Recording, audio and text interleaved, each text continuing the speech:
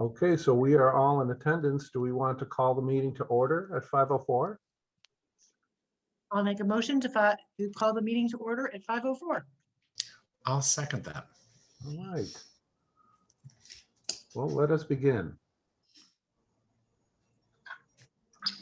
Do you want me to start reading them all off? Sure. All right, so motor vehicle abatements for the entire month of 2020, we have $278.63. For 2021, we have $4,202.97. We do have a 2020 motor vehicle abatement denial. Actually, we have two of them, and that is because they had them registered for all 12 months. Motor vehicle recommitments for 2015, we have $80. For 2016, we have $80. And 2017, we have $113.13. Real estate exemptions for fiscal year 2021 for the entire month, we have $2,400. And the CPA, we have $72. And real estate abatements 2020 that were granted from the April 13th meeting was $4,423.13. And real estate abatements for fiscal year 2021 granted from the last meeting. For real estate, we have $6,697.20. CPA, we have $1,045.30. And personal property, we have negative $113,373.98. We also have a real estate abatement fiscal year 2021 denial because they didn't state on the form why they needed the abatement, and Randy tried to call them and we have gotten no response. And that's it. Yeah, I had talked about that abatement potential denial at the last meeting. And as it turned out, that day of the meeting was 90 days that we had to act on it. And so I had spoke to him at one point. He did not speak English very well. On the application, there was no reason given for why he was really asking for it, other than I think they said there was something wrong with the class. But it was a two-family property, and if he was converting it to a single family or doing something else, I mean, he had to let us know. As I said, he didn't speak English very well. I did speak to him, and he said he was going to have somebody call me back, and never heard. I did call him a couple days before the meeting and left another message with him and never heard anything back, even up till today. So he was actually got deemed denied because we've got 90 days to act. And we weren't able to sufficiently resolve anything with him, and so it sort of got automatically deemed denied. Okay, well, I guess that makes sense. Well, we have this other thing I wanted to just explain too. On the real estate abatements FY21 granted from 413, there's a negative amount of $13,373.98. And that was due to the solar pilot. So I learned something about this particular solar pilot that was different than any other one that I had looked at. And there was agreed upon payment amount, but the payment amount was to be multiplied by the number of kilowatts or megawatts. And so the 232 Park Street solar field was, the agreement was made at a 3.053 megawatt amount. So when I had looked at it, all the other ones I had seen, they have the last page of the agreement and it states the dollar amount, and that is the dollar amount for the whole thing, but this was different. Well, they contacted me and started asking questions about the amount, and we were able to, once I read things and got more info under my belt, I was able to make an adjustment. And so, it's not good because I made a mistake. But one of the good things about it is, if you remember, I was saying, hey, we took a pretty big hit on the overlay account because we were off by $20,000 worth of value. We had it like $30,000 worth of value. And, when we're making abatements, all of that, those funds are coming out of the overlay account. So it was a significant amount when I wasn't multiplying that $10,500 by 3.053. And so that's why we had, it appeared as though we were taking a larger hit than we needed to. We still needed to adjust things so that we came out to the agreed upon amount, but it wasn't off by as much as I thought it was, is basically what it came down to. So initially I tried to give them back in excess of what they rightfully deserved, but now we've gotten it straightened out. And actually, you know, that might be something just to mention at this time too. Another thing came out when we were going back and forth and talking about this. Now, we have the solar agreement that we have entered into. And if you remember, when we were getting into any of these, it doesn't happen overnight. It's a long back and forth process with figuring out how big it is and calculating a 20-year payment amount and that type of thing. And everywhere in the contract, it said that the size of this solar field was 3.053 megawatts.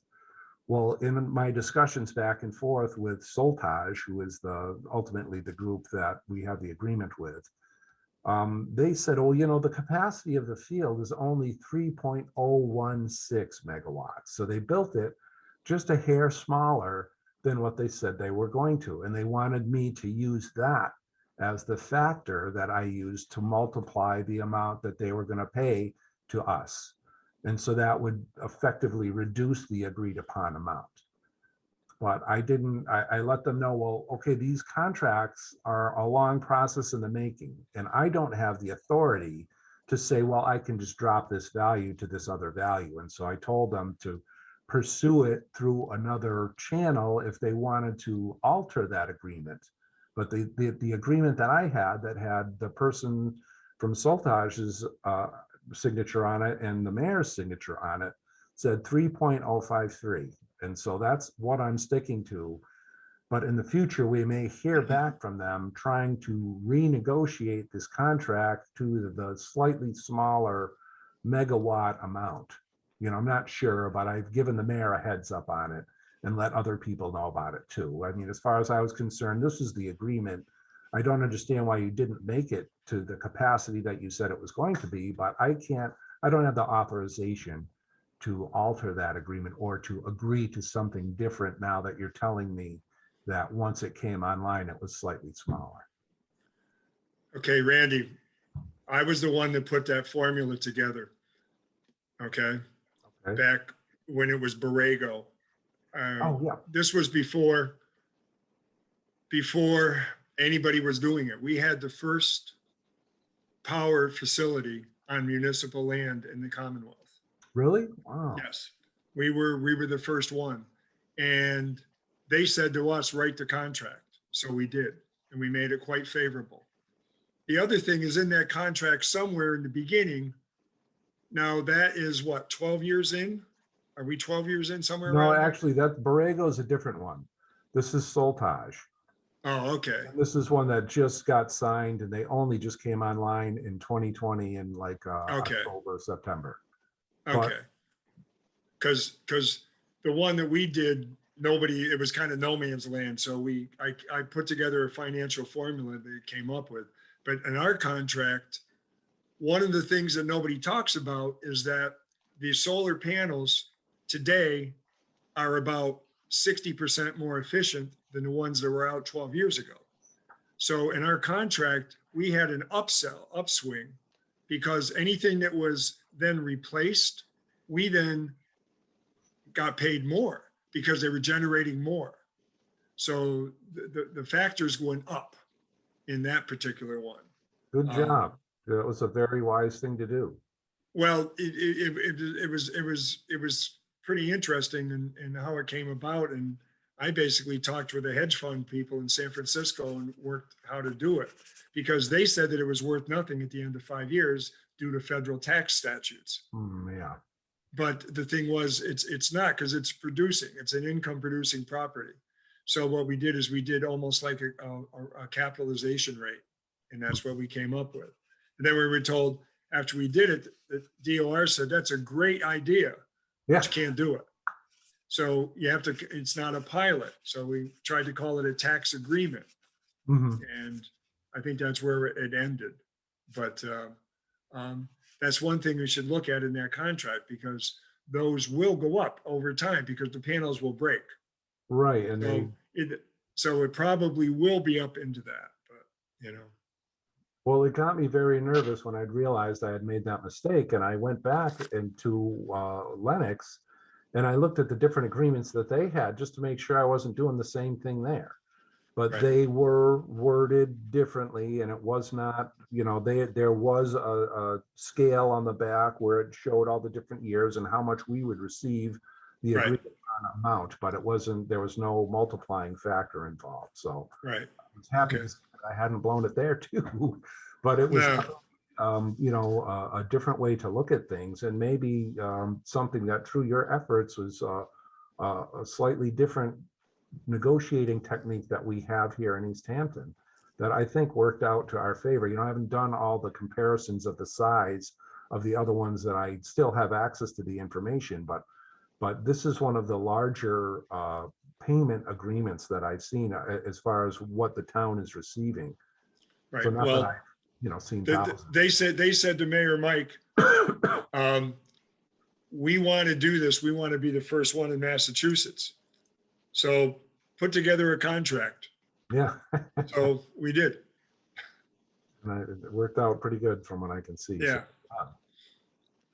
So anyway, well, I'm glad that that's all straightened out. So, and all the abatements, those are the ones that we talked about at the last meeting. So those are through. Well, Yes. there's one that we did not talk about at the meeting. That was granted.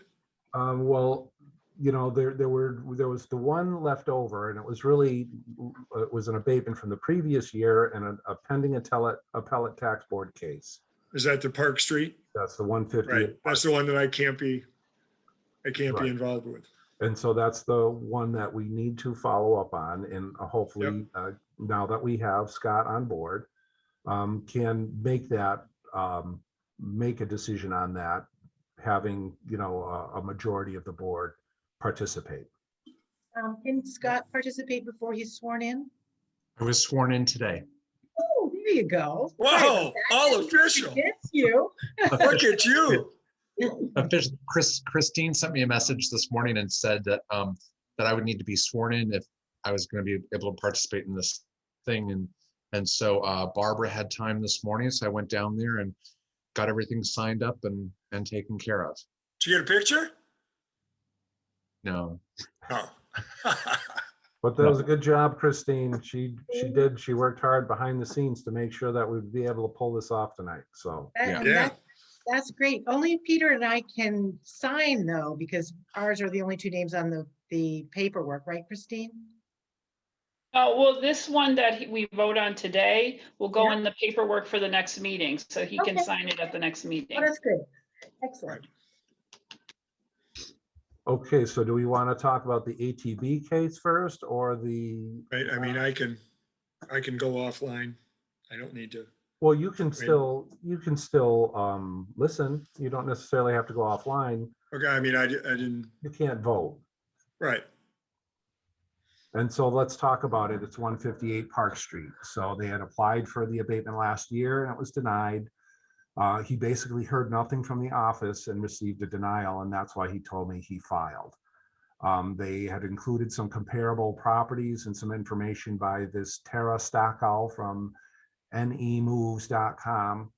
And the information I didn't feel was very compelling because the house styles of the comps were different and the square footages were different. And they didn't make any adjustments for different features to try and even things out to build a case. They used 2019 sales and not 2018. And that was one comment that was on here from Lori, because we're 2 years removed from the fiscal year for the values that we look at. So we're in fiscal 21 and we're looking at what happens in calendar 2019 to determine the values for fiscal 21. So they were using, premature values in their information that they were sending to us, because we really needed stuff from 2018 and they were providing sales and comps from 2019. But I went out and did an inspection on it. I did find some unfinished areas that were recorded as finished living area. And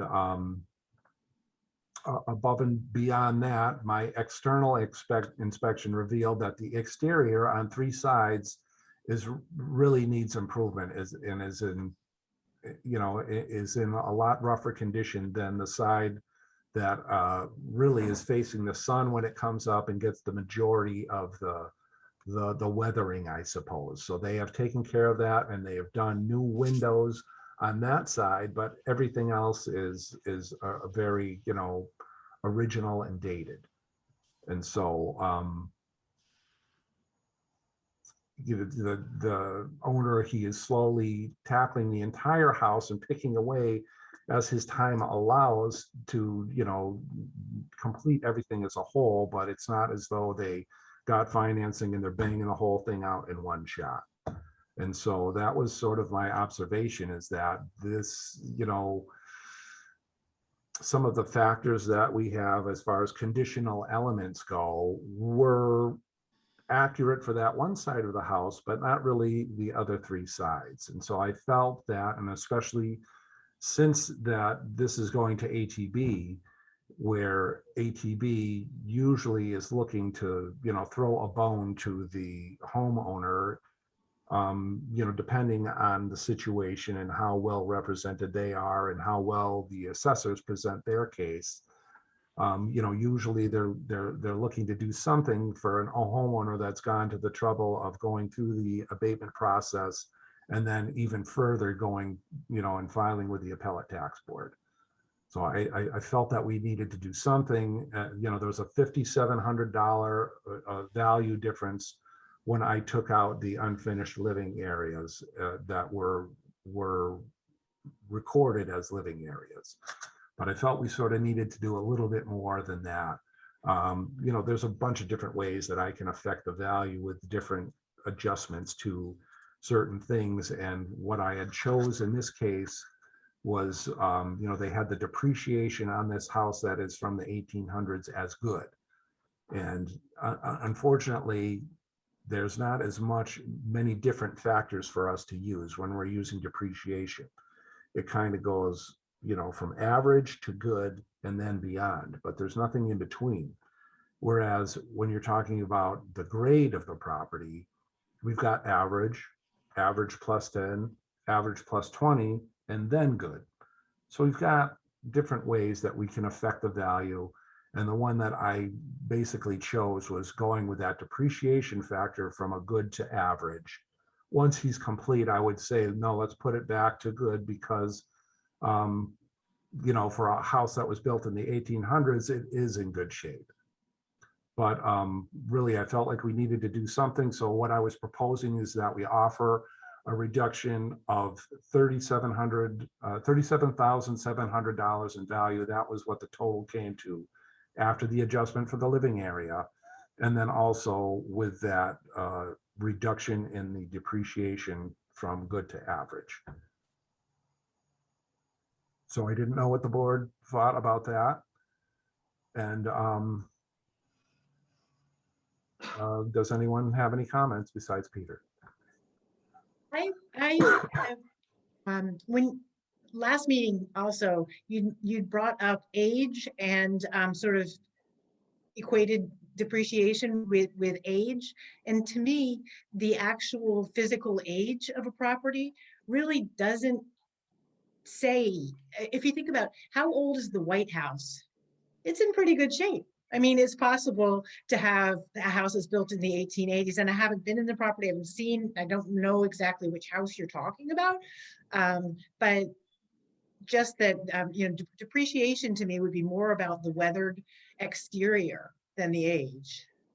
Right, and the quality of construction, the grade of the property is another conditional element where I can make an adjustment. But I didn't feel as though, because that's speaking to the quality of the construction, And so, you know, they have it at a certain rate. I believe it was average plus 20, or even, let's see, do I have it right in front of me? I do.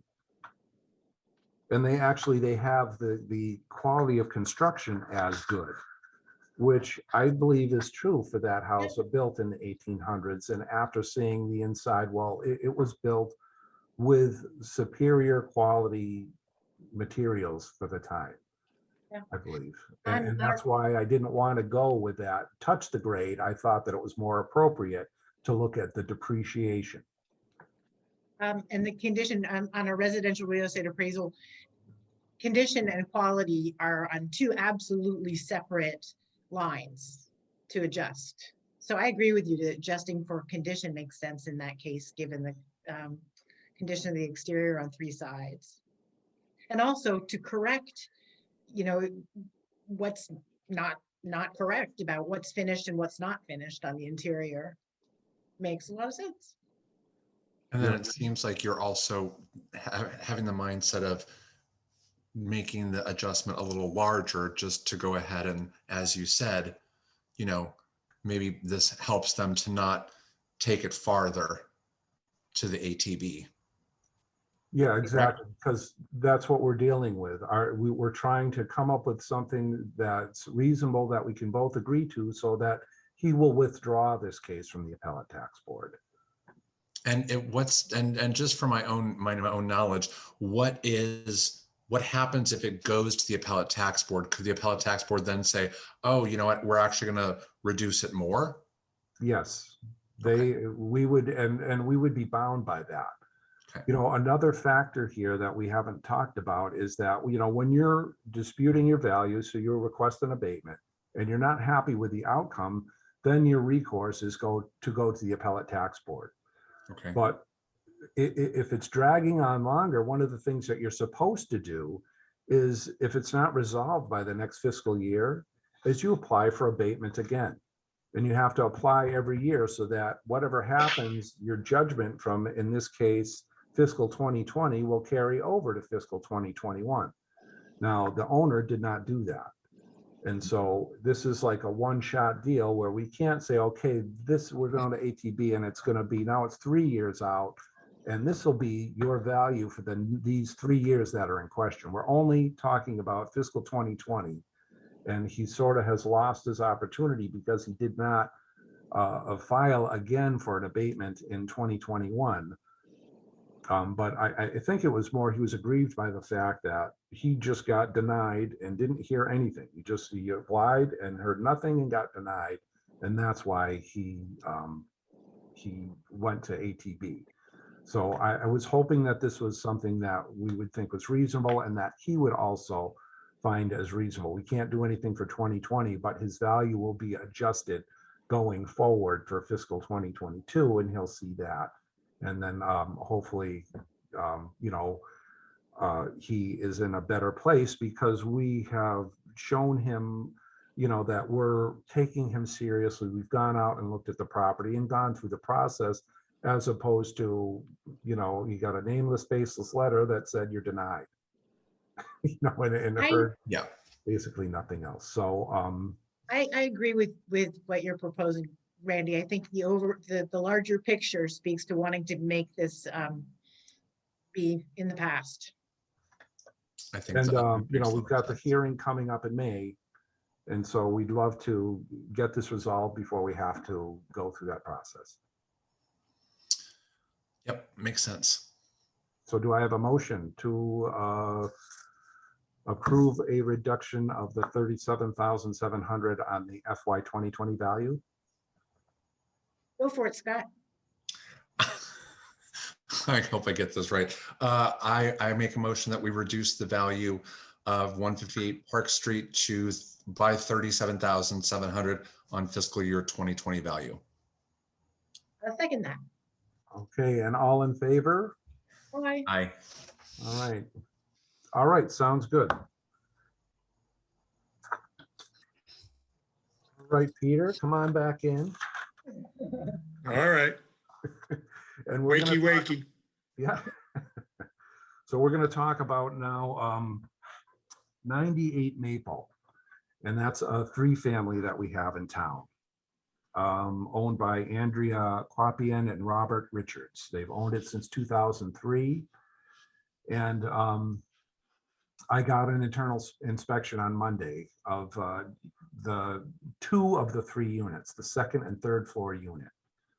So the condition of those units was fair and definitely below average. And you know, the 2nd floor, I don't know if I did send along a thing of recommendations in a late email, last second email, but you know, the 2nd floor was about 25% on the way to being a hoarder house.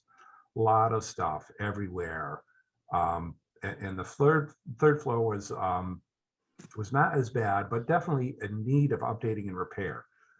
And I didn't get to see the 1st floor, but the owner told me that it was the only unit that they've been able to renovate since they purchased it in August of 2003. So they purchased this 3-family, and it had 2 tenants in there, maybe 3 at the time, but since then 1 left on the 1st floor, and they were able to put new carpets and paint and that type of thing. But these others have not seen that, and I don't know for how long. And so, you know, I was proposing to, again, change that depreciation factor is where I'm leaning on, because I believe that the quality of construction is kind of remaining consistent. But changing that depreciation factor from the good to the average, changing the value that started originally at $375,500 to $329,300, and a reduction of $46,200.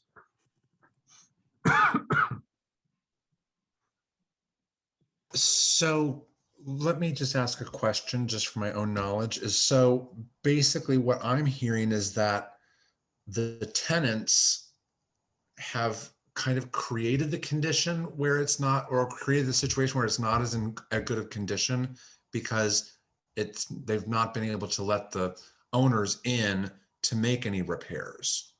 Right, no repairs, no renovations, no updates. It's basically been, okay, we are paying our rent, and you know, I'm not sure who has ever seen it besides me. You know, and the owner. I mean, she was in there and knew the people, and on one of the floors, the woman had gotten a new car, but she must have been in a wheelchair or something, because she had to go in through another room and into the bedroom to talk to her. So she was talking to her about the new car, and I was looking around at the different things and just kind of basically taking in what, you know, the condition of the interior of that unit.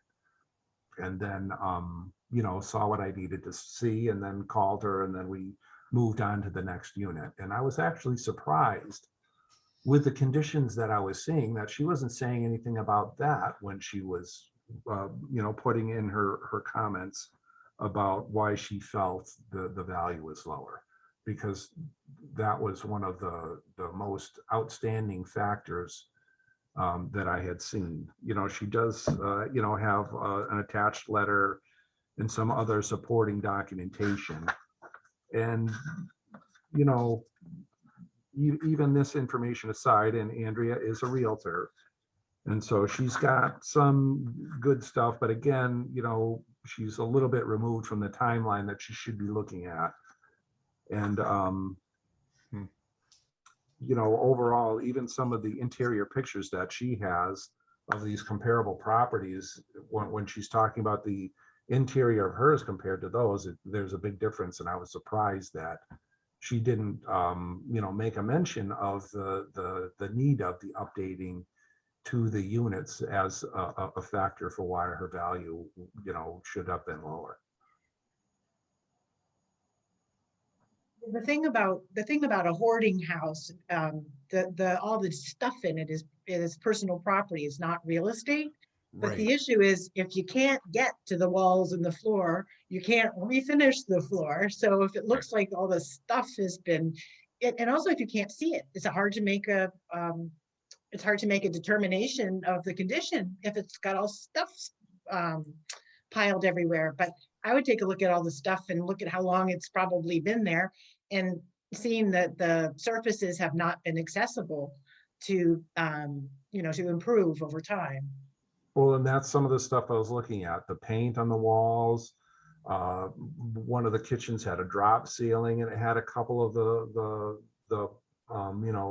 board pieces that were missing and gone. And, you can tell, this used to be white, but now it's kind of yellow, and, that type of thing. I didn't really, none of them, it wasn't like they were smokers or anything like that, but it just been, you could tell, a very long time since any updates were done. So what you're saying is to increase the depreciation by a factor because of the work that's been deferred? Yeah, basically decrease the depreciation, because Yeah, we're okay, saying that the that's what I meant. depreciation is good. It's not as good as we thought it is now that we've seen inside. Okay. Well, I'll make a motion. Is there any conversation about this? Anybody? Before I No. make the motion? Okay, I'll move to reduce I forgot the name, I forgot the street address. What was 98 Maple. 98 Right. Maple. 98 Maple by $46,200 following the inspection. I'll second I'll that. second. All in favor? Aye. Aye. Aye. Perfect. Okay, and so we have only one pending abatement left. Now, I was saying that we had three. This was one of them. The other one was the one that got deemed denied automatically. And then we've got one more now, but I've talked to the woman. She is out of the state and coming back. So we talked about an extension. And so I basically asked her, for a 30-day extension so that we would be able to have time for her to get up here, get me over there to have do an inspection on the property, and then still consider her abatement request, as opposed to having to deny it because we didn't have enough time to get into it because of her challenge of being out of state. So that's the only thing that we have left. And that I did talk to her just yesterday also. And she was talking about exactly when she was supposed to be back. Actually, I think we even set a date up that I am going to go and look at the property.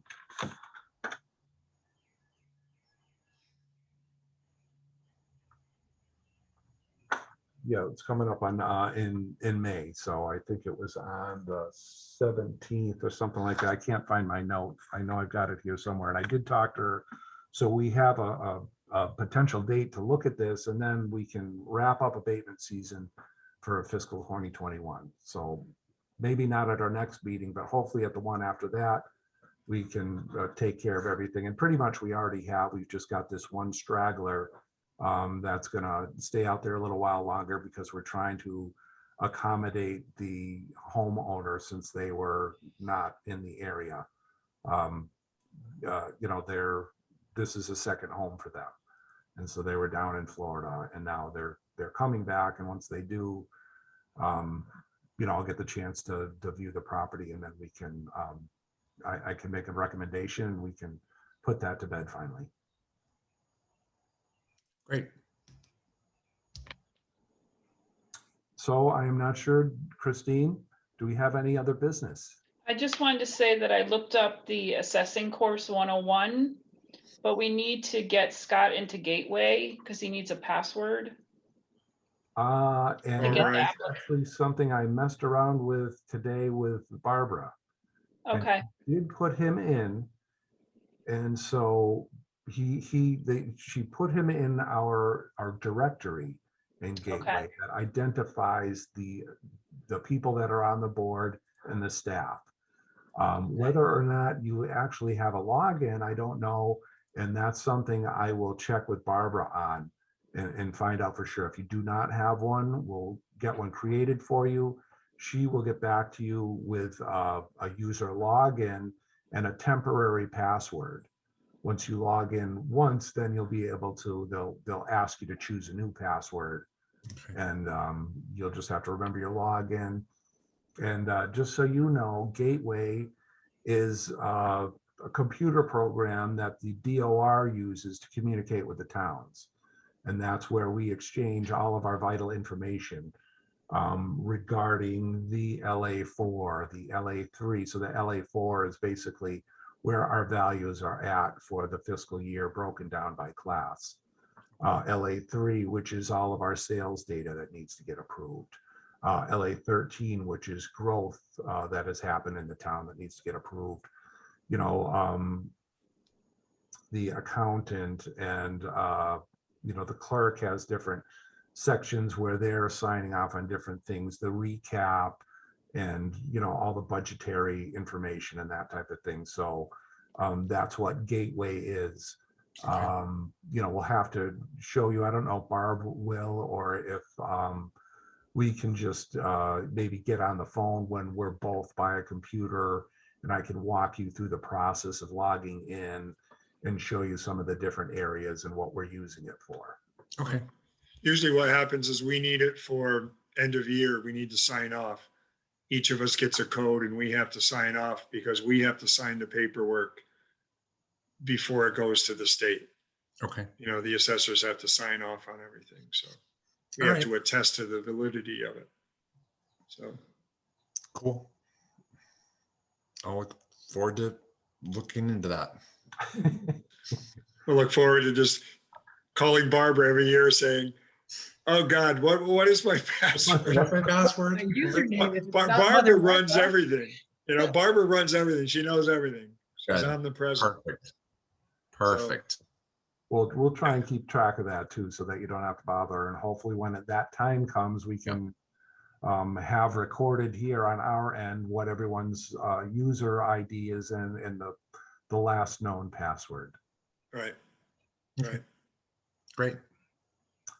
So I guess without further ado, do we have a motion to adjourn? I'll make a motion. Gotcha. I'll make a motion to adjourn the meeting. There we go. First one. Second, I'll second it. Martha? Okay, Okay. all in Second it. favor? Bye. Aye. Aye. All right. Thank you very All much. right. And Thanks, we'll Thank see you for One the good thing, work. One thing, the box, who wants the Oh. box? Oh, yeah. I'll take the box. Okay, I'll drop it off in a few minutes. And I'll swing Okay. it, and I'll swing it by Peter. Okay, All right. And then I can swing it past Scott. What is this box? All the stuff we got to Can't sign. it though. Ah. Why Yeah, so- can't- Did you say I can't sign it yet, Christine? No, because some of the stuff was from the last meeting. And you're. Oh, And we only Yeah, need so two it's just you signatures and anyway. Martha, But next time he can sign anything. Okay. okay. All right. All right. Since Well, it you predates guys- his, okay. You guys Right. enjoy the signing of the box this time. Right. And Right. I'll join Very next. pretty box, and it's got lots of elastic bands everywhere. Right. And it's really organized. And Well, when I Sorry get for home, getting you all pumped up on that. Now all of a sudden, I you know. just took it away. I won't. I know. I'm just gonna. I don't know. I'm gonna. Well, it's Go only on, 2 Bob, weeks. now. It's 2 weeks. 2 weeks. There you go. All right. Thanks All right. all. All All right. right, have a good night. Great. You Bye. too. Thanks, Good everybody. night. Oh, Christine, do you want me to come get the box? Thanks. I'll Bob. drop it off. No problem. See you soon. Thanks. Okay, bye. Bye.